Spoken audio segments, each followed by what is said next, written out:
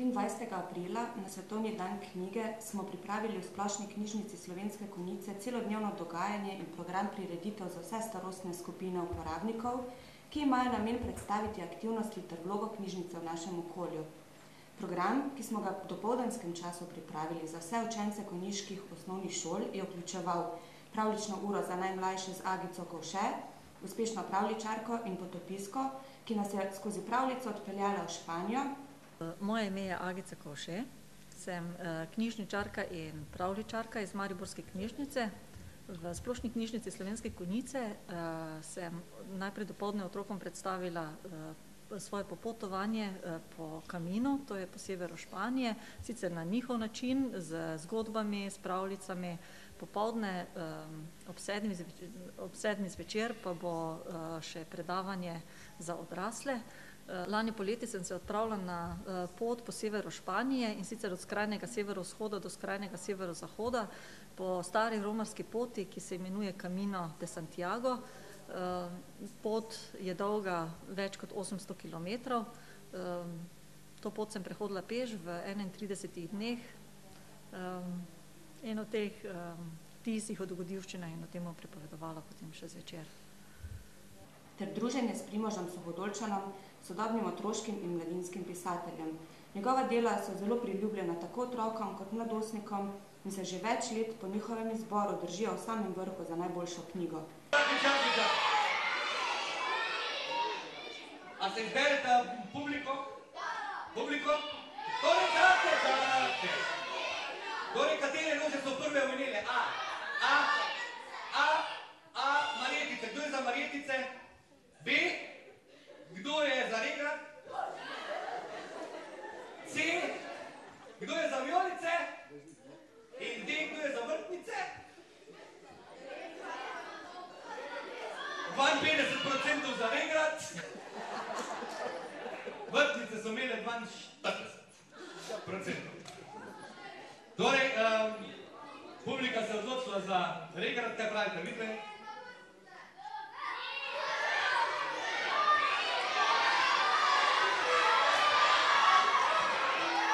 Zadnjega publiko? Ok. Torej, zadnji odgovor? Ja, ne! Ja, ok. Zadnji odgovor, Regrat. Če bi odgovorila Marjetice, bi bilo narobe.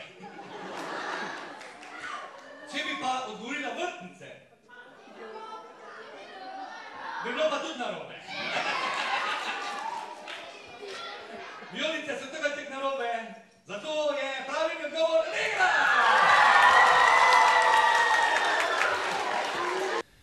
No, jaz priznam, da sem zasvojen z branjem, popolnoma zasvojen z branjem. Berem vedno in povsod. Berem pred spanjem, po spanju, zjutraj, zvečer, berem na letalu, na vlaku, berem, ko vozim avto, berem na stranišču, berem vedno in povsod. In če vedno preberem tudi, kaj je napisano na zmrznjeni zelenjavi, kaj je napisano na škatli od sladoledov, vedno preberem navodila za uporabo, jedilne liste in vse stvari. Če ne bi imel kaj za brat, bi bil kar nekam žučen. In takrat me dajo nekaj za brat, me položijo na kavč in sem čisto pomirjen. A od vsega pa najrajši berem knjige. In to take pritlehno enostavne knjige, trivialno zasnovane, na visokem kulturnem nivoju,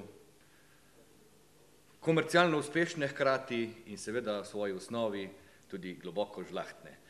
In kakšno tako knjigo bom v prihodnjih letih, upam, napisal tudi sam. Lep pozdrav vsem. Na ploščadi pred kulturnim domom smo tudi to leto za vse obiskovalce skupaj z založbami pripravili prodajo novih knjig po znižanih cenah, brezplačno tržnico oziroma menjavo rabljenih knjig z naslovom Podarimo knjigo. Na voljo pa so bili tudi brezplačni večerovi časopisi in revije.